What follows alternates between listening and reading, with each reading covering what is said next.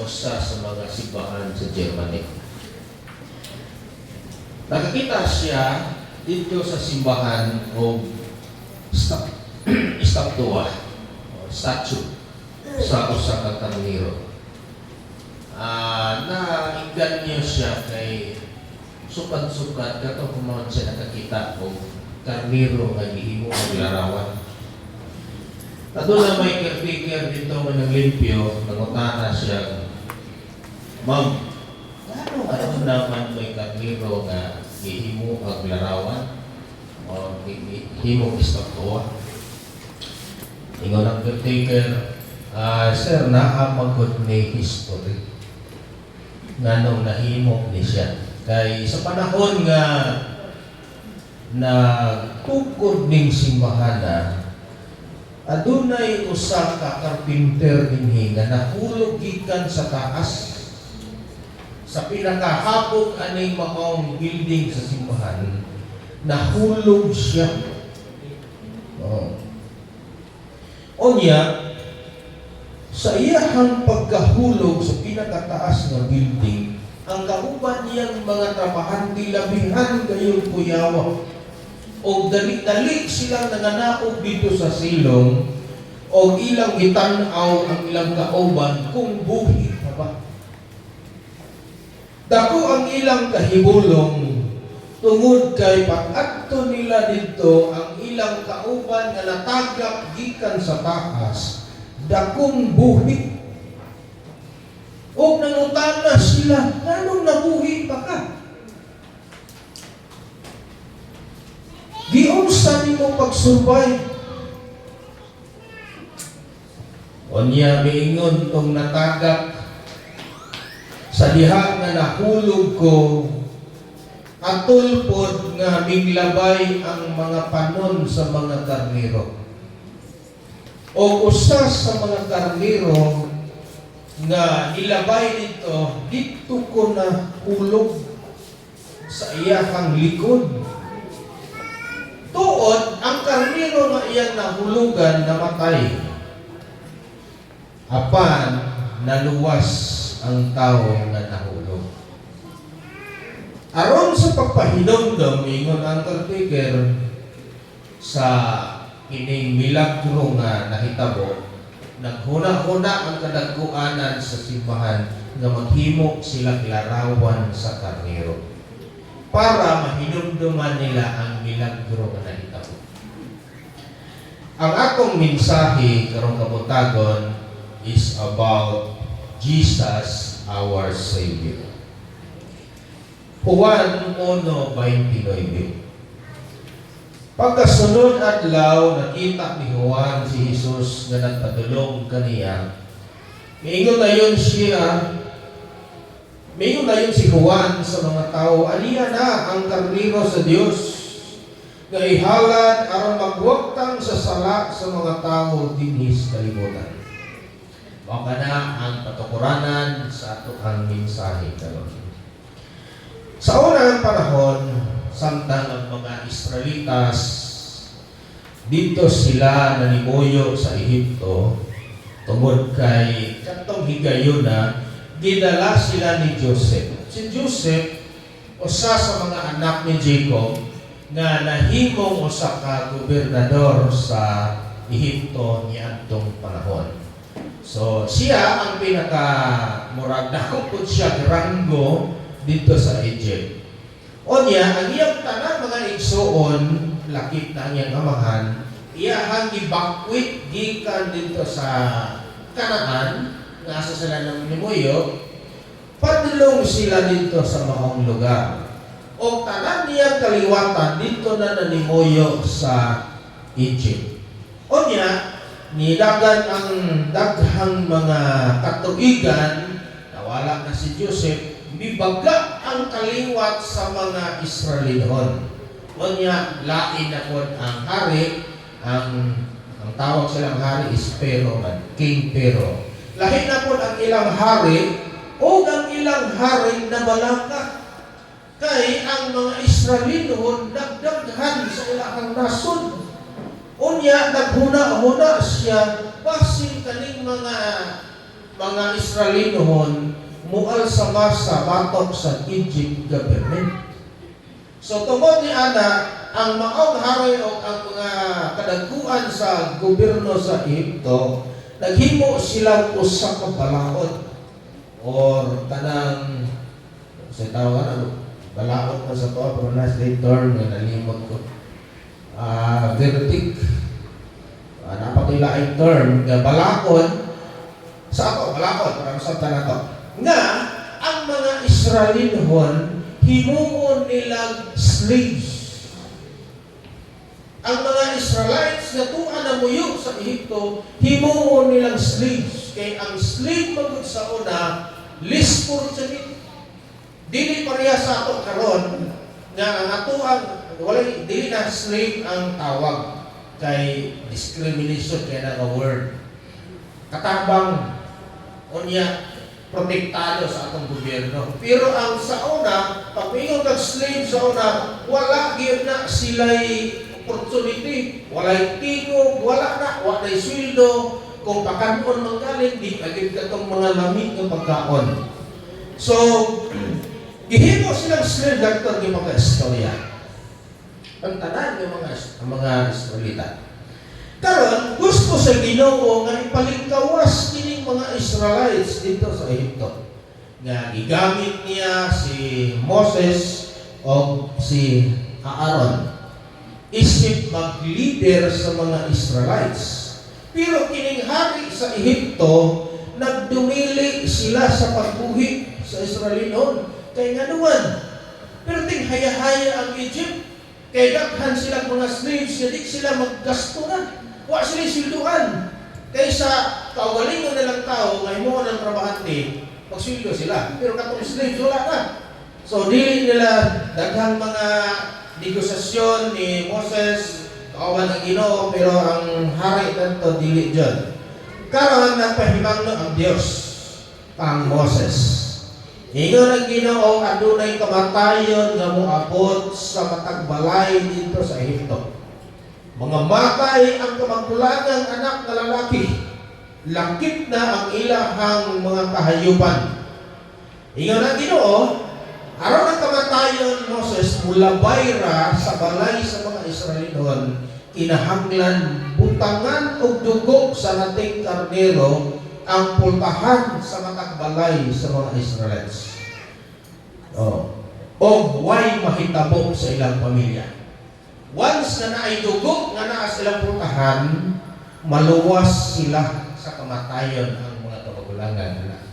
Sa hay po si Jumiron, butangan na itong krus ng pultahan. Pero ang Bible, may ibutang na krus na dugo. Wisik yun na dugo, ibutang. Ang tawag anak, Passover. Buti pasabot, once ang angel of death mo suroy sa tagbalay kay kuhakon niya ang kamagulangang anak, pag makita niya nga doon yung dugo, ang angel of death mo pass over lang. Mo pass by o mo latas lang. O mo di ko mulihay. Aki lang. Ako saylo ra anak dawa. Mo sayloan ra ang balay nga adunay dugo. Onya sa kadugayan ila kining gitawag sa mga Israelites of Passover feast. So gihimo nila kining celebration. Karon panahon sa New Testament, ang nating karnero nga muwagtang sa sala sa tao mauna si Ginoong Hesukristo. Matud na sa atong gibasa diha sa John. So buti pasabot si Jesus Christ nahimo siyang kanang sakripisyo para kanang makabaton kita og kapasayloan sa atong mga sala. What does it mean by the word salvation? Okay, mo man ang ato karon tema. Jesus is our Savior. What does it mean by the word salvation? First, it means that Jesus Christ has the ability to take away our sins. Mga kaigsuonan, kung wala lang yun unta ang tao makasala, wala na gid unta ta magkinahanglan og kaluwasan. Dili na gid unta si Ginoong Jesucristo muanhi pa dinhi magunsa pa man siya. Oh. Kung mamatay unta ang tao, largo na gid unta siya sa langit. Ang iyang pinag-anan unta dayon dito sa langit. Pero nganong nahimo nga manluluwas si Ginoong Jesucristo, tungod kay siya lamang ang makapasaylo sa sala. Siya lamang ug wa nay lain nga pwedeng mopasaylo sa atong mga sala. O ang dugo ni Ginoong Jesucristo mao lamang kining dugo nga pwedeng mohugas sa tanan natong mga kasalanan. Muna ingon sa unang Pedro 1:29, nag-ingon siya, kamu sayod nga gikan sa walay hinungdan nga paggawi, nga inyong napanunod gikan sa inyong mga ginikanan, kamu gitubos, dili pinaagi sa mga butang madugda, ingon sa salapi or bulawan, kundili sa bilihong dugo ni Kristo, nga daw sa nating karniro, nga way buling o hugaw. Ang boto ay pasabot ini na there is no spiritual defect ang dugo ni Ginoong Hesus. Ingon din wala may buling, walay hugaw, walay spiritual defect, walay contaminated sa sala sa tao. Sa panahon po ni Moses, ang Ginoo nag-ingon, the lamb to be killed must be without defect. Ang buot pasapot po ini is ang kung mag-ihaw sila, magpatay sila o karniro para para itong dugo nila sa ilang mga balay, kinahanglan walay physical defect. Dapat ang karnirong ihawan hinsog, walay sakit, dili niwang, dili malnourished, dili bitukon. Hinsog yun. So para sa physical defect. Pero ang dugo ni Jesucristo is spiritual defect. Walang spiritual defect ang iyong dugo. Sa karniro, dapat walang may physical defect. Mga kaigsunan, ato dining bantayan ha. Tungod kay aduna ra paghinubang mga sikta karon nga wala na sila lipod-lipod, nagpasigar ko sa ilahang mga relihiyon. Na ang ilaha daw relihiyon mao'y tinuod nga makaluwas. Mo lang tinuod. Unya ang delikado pag gamay, tungod kay ang ilahang mga sumusunod o nagsimba sa ilaha, gina-brainwash o ginatudluan nila nga dili nila tuuhan ang tanan na hisulat sa Biblia. Murang ilahang piliyon nga mudapig sila manutuhan. Pero katong dili na mudapig sila, dili na natuuhan, kay matod pa nila ang pundasyon sa ilang kamatuuran ng ilang simbahan. Na sa Bible. So muna siya bantayanan mo tungod kay naamo ko ng Biblia about ang panahon nga daghan ng mga mini ng mga magtutudlo propeta nga mo ay magpahisalaag sa daghang mga katawhan. So tihan ta mo that there is no other truth than the word of God. Gawas sa puno sa Diyos, wala na yung kamaturan. And there is no other name that can save us from sin. Only Jesus. Sa buhat 4:12, o walay kalawasan pinaagi kang bisan kinsa nga ngalan, kay walay bisan unsa panglain nga ngalan sa silong sa langit, nga gikahatag ngadtos mga tao, nga pinaagi niini maluwas kita. Dili ngalan sa relihiyon, dili ngalan sa bisan kinsang tao, kundi dili ngalan ni Jesucristo. Ang tulisan nga nagpitay dito sa cross kauban ni Jesus, may ingon siya ng Ginoong Jesucristo, Ginoo hinumdumi ako kung tuwan ka sa paraiso. Wa man ingon ng Ginoo kay sa krad. Murag lisod do na ato lang ikonsulta ni sa akong amahan ha sa loob ba. Wa man ingon ng Ginoo ana. Ni usay ingon niya. Karon dayon adto ka sa akong paraiso. Buti pasabot na tinuod nga si Kristo makapasaylo og sala. Diba? Kung ingo, kung sa tuwa pa ito mahitabo, maigon kita na. Amot ka mo, kung siguro ang ako ng das Ginoo. Kasi Ginoo si Kristo. So kining tulisan, dili na gid ang kaangay ni kawayan. Pero sa kahigayon, nagpaubos siya ng galingon, kung niila siya nga siya makasasala o nakadawat siya sa kaloob sa Ginoo. Second, why there is salvation? Because sin is a serious disease in our soul. Serious disease. And it becomes a pandemic. Bintaha pa itong COVID-19 kay bisan pandemic to siya. Pero dili man po tanang tao na taktan ng pandemic. Diba? Dili man kitang tanan na taktan pandemic. Dili ba tanang tao na COVID? Oh. Di ba ikaw kita na COVID siguro? Ang tinuod ng pandemic, mao ang sala.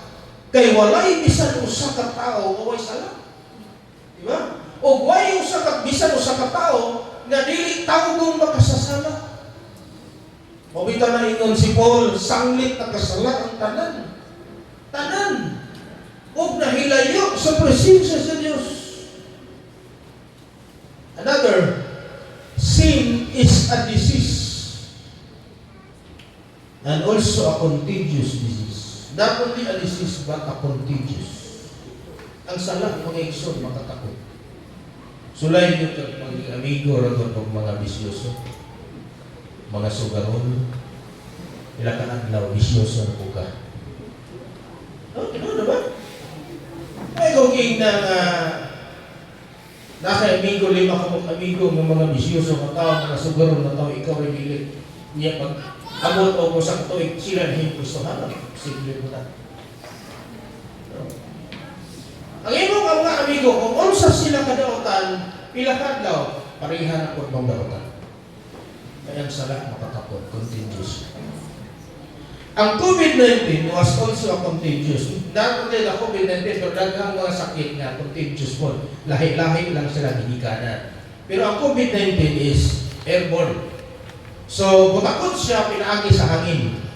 Pero ang sala, mga igsoon, mutakot siya diha gikan sa dugo. Ang dugo sa atong ginikanan makasasala. Pag anak na to, ang atong dugo na naglatay sa atong mga kagutan, magdugo po sa makasasala.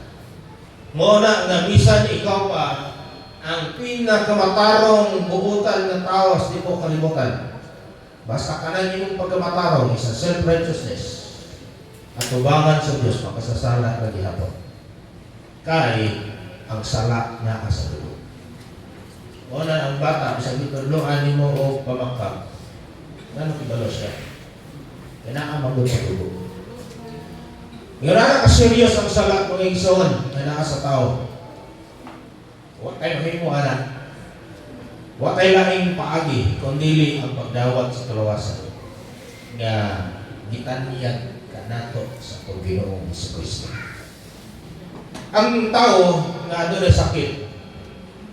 Of course, kinahanglan na siya dito ang medical attention. Nga sakit. Pero ato na pa yung mga tao nga ginadala-dala lang nila ang ilahang mga balatian. Ginapasagdan lang nila, ginabaliwala lang nila ilang mga sakit. O niya, pag-abot sa panahon nga di na nila makaya, ay pa silang ato dito sa balay ng balanan. Dayon, muhingon ang doktor, orag di na mo ikaya, i-forward is Manila. Wak nung madali ko. So, na-forward na lang. The only medicine of sin is Jesus Christ. He can cleanse us. He can purify us.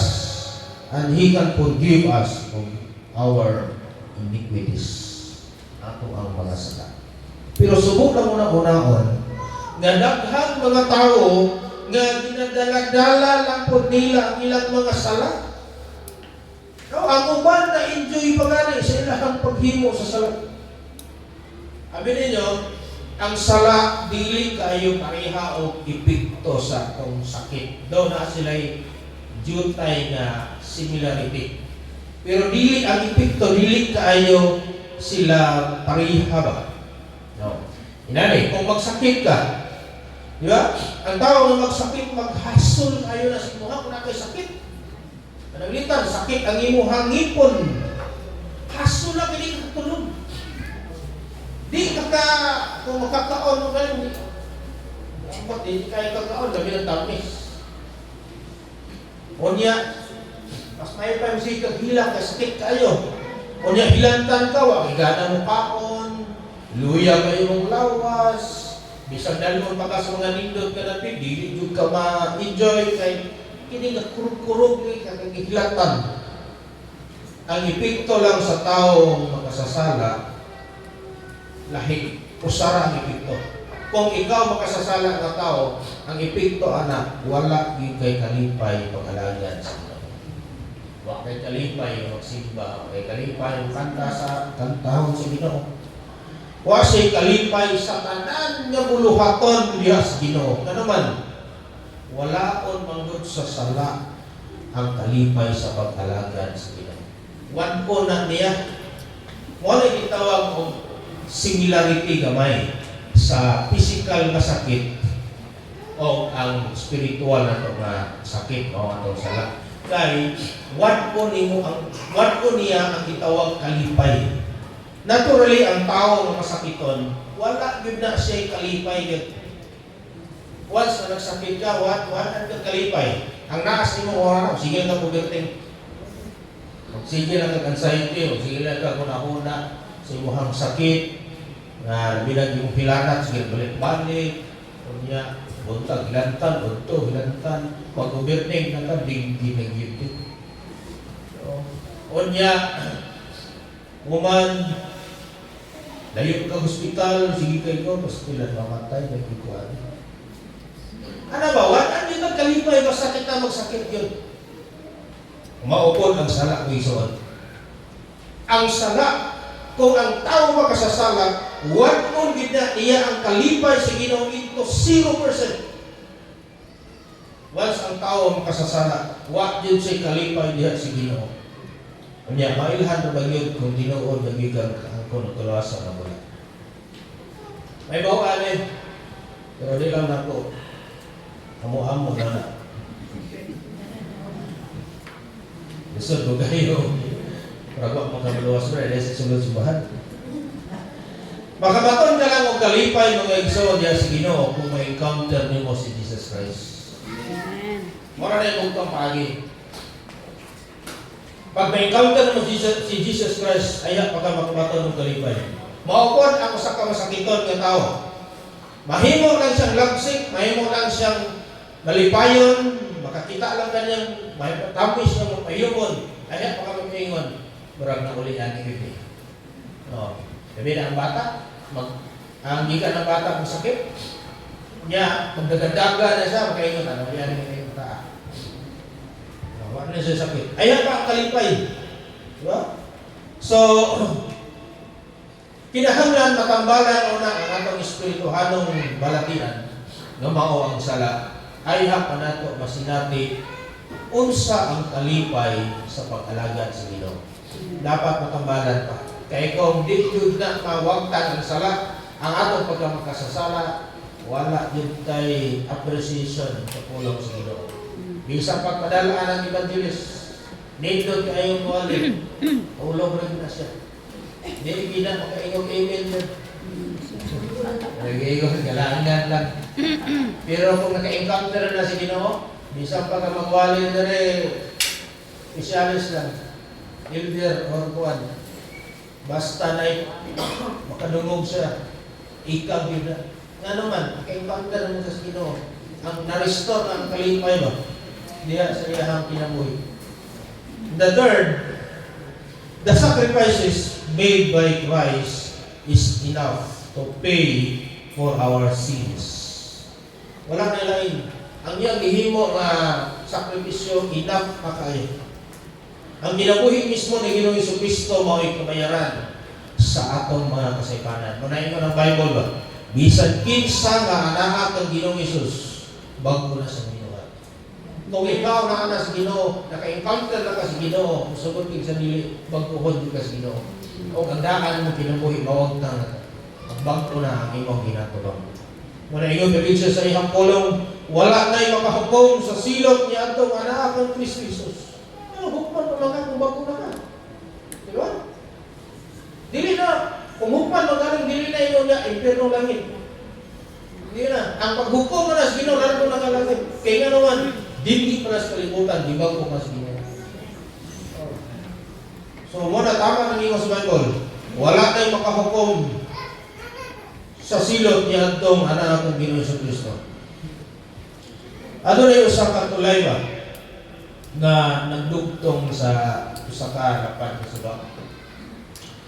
Bakit siyang tulay nga katabi itong musirado, taklong, dayon mo apli na po, ba? Sa Pilipinas, wala tayong tulay ngayon ani. Pero sa laing nasod, daghan kang makita, dali sa salinan, makita ko ta. Karon tungkol sa kadako aning maong suba, adto na ko'y mga barko nga mag-agi niining maong suba. O sa mga kadlaw kining maong tulay gina-apply lang ni siya. Pero kining tulay ang makaagi ang train lang wala sakyanan. Bukal ni sa permi. Pag naay train nga moagi, hayag pa ni siya ipasirado. Then pag labay sa train, bukal na po sa balik kay naamay mag-agi-agi sa katunda ko nga suba ng mga barko ko. Muna nga kining tulaya, adunay tao nga magbantay. Ang tawag niya is switchman. Karon, sa kagabi niya na, sampang ang switchman, nagtagat na lang siya sa last na train na muagi atong gabi na, then mag-off duty na siya. Yung balay, yung mga layo, doon naman po dito, pero last na to siya na train, tapos maulit na siya sa balay. Taon-taon, nadunggan niya ang tingog sa train nga nagpadulong na. So, dalit-dalit niya nga, niyato siya sa control room. Kaya ang control room, kilid na po atong maong kulay. Nga, dito na po na yung pisliton, nga atong kulay mo close. Dayan, mukhagi ang train. So, niyato siya dito, o iyang ibindot. Ang naman ang bridge na tiklop siya, nagtakdok sila. O niya, pagkadoon na, tingalas siyang pag takdo na, bumalik na po sa taas. Kaya ang panday, ang lock day atong ang bridge na na-disalign o dili na siya makagunit. So, pag pindot niya nga mo, itaklon siya, pag humana ba, ito sakla. Kanya ang train nga nagkatuol na, balo mo train nga, yung break na yun, dugay mo na siya, doon na yun, tabalak na siya, tinibalik na ako anak ang bridge. So, nakahuna-una siya, nga sa pikas po niya nga daplin, kaya dire mo itong switch from nila, dire po yung pikas, kung ano dito, ang manual po dito nga, handle, nga iya harang iduot, yang iduot, pero niya buhihan. Iduot niya, ang tagya katong bridge mo, anak, takdo. Pag malabay ng train, pwede punta niya buhihan. So, mo yung gibuhat dito, iyang giduot dito, kaya yung train doon na kayo. So, naginaina na nga takdo na, yan ang uruhan sa train hapit na yun. Pastilan ay nakadugog mo sa tingog sa bata. Nga nagtawag sa iya, Daddy, Daddy, where are you? Ano ba? Merkado sa ito ba? Merkado yun, siyempre mo man tulayan na yun. So, kuha niya, kadugog siya. Kaya nagulit siya atong handol, nga dili na pwede mo yan. Paglingin niya sa iyo, na iyan anak ni sa iyo, na bata pa. Na dito po niya agi sa agyanan sa train. O hatong luwas sa maluwas, sabi niya, ang problema, kinabuhian niya ang handol ko. Pagbuhi sa handol, buhanap ko na yun ng bridge. O niya ang train doon na sa tayo. O niya, pasan naman to. Okay. Samtang nagulit na siya sa yahan doon, doon na ang train. Nakatugog siya tingog nga nagtawag sa yahan. Giapas na siya sa iyang upat na tubig na anak. Kanang palakaw ba niya? Ginasigitan niya, awan ako! Pero in English na siya. Awan ako! Oh. Siyempre, baka rin na si Maluwasan na mga anak. So, dahil na yung pumataon, lakaw na sa padala, pero kasupay yung dalan. Ang train doon na kayo sa tulay. Kung iyang luwason ang iyang anak, manisgrasya po ang train. Manisgrasya ang lahat kinabuhi. Kung man ang train milabay yun sa tulay, safety, o wag yun sila'y kasayuran, nga ang mga pasahero ba, nga dito sa tulay, nga ilang gilabyan, aduna na di ay gamay bukog na nagadugmok, kaya naligsan mo yung bata, na gutay-gutay yun ang lawas sa bata, aron maluwas ang daghang pasahero. Ang mga pasahero nalipay sila kay nakaabot na sila silang balay. Kaabot na sila. Apan may usa ka tawo nga hilabihan ang kasugo nga mipauli sa ilang panimalay nga daw ikumot ang iyang kasing-kasing nga di niya masabot nga nakakita siya sa mga lawas. Kita siya sa lawas ng anak na nagadumok. Ang amahan sa bata nahimong sakripisyo ang usa ka kinabuhi para sa kalawasan sa daghang kinabuhi. Ingon ana usab ang gibati sa atong langit nga amahan. Sa diha nga iyang ipadala ang iyang bugtong anak aron mamatay dito sa krus tungod alang sa atong mga sala. Apan wala kini gisapayan sa Dios ang kasakit nga iyang gibati nga nakita niya nga si Ginoong Jesucristo namatay og nanatos. Tungod kay nagpatigbabaw ng kugma sa Diyos. Ganhi ka nato. Nato ng mga makasasala. O buod nga, di sa buod tumampawa kita sa kalaglagan o kalautan. Ang pagkamatay sa atong Ginoong Jesucristo, mao ang kaluwasan na atong nadawat. Kung wa siya namatay, wa siya naniwanid ng kaluwasan. Bisa pa kung sa kanindot pa rin simbahan. Pero tungod sa iyong kamatayan, nakabaton kita kaluwasan. Kung nagtuo ka karon, mga igsoon, ganaan na kay kasiguruhan sa imong kaluwasan dihan ng Kristo, ayaw nang sayangin. Ayaw nang sayangin, mga nagpundangan, imuhang luya-luyahan, i-enjoy ka na pinaagi sa imong paghalagad sa Diyos. Hinumdumi ang kaluwasan nga tunangkon, kinabuhi ang bukti niya. Ipakamatyan ka sa ni Ginoong Jesucristo para kita mabuhi, maluwas, gikan sa ato pagka-makasasala.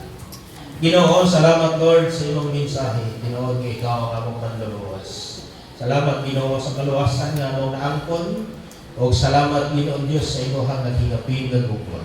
Tungod sa imong gugma, bisan sakit sa imong kaugalingon, ipadalhan mo imong bugtong anak na si Jesus aron makantos o mamatay para kaming makasasala makabaton kinabuhi.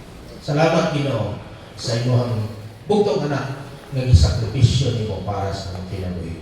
Kinsa o unsa kun itawag kami, pero imo kami gimahal, imo kami gipabati sa imong walay bukas nga gugma bisan kami makasasala. Kanalagin niya imong mensahe sa among mga kasintasin sa ngalan ni Jesus. Amen.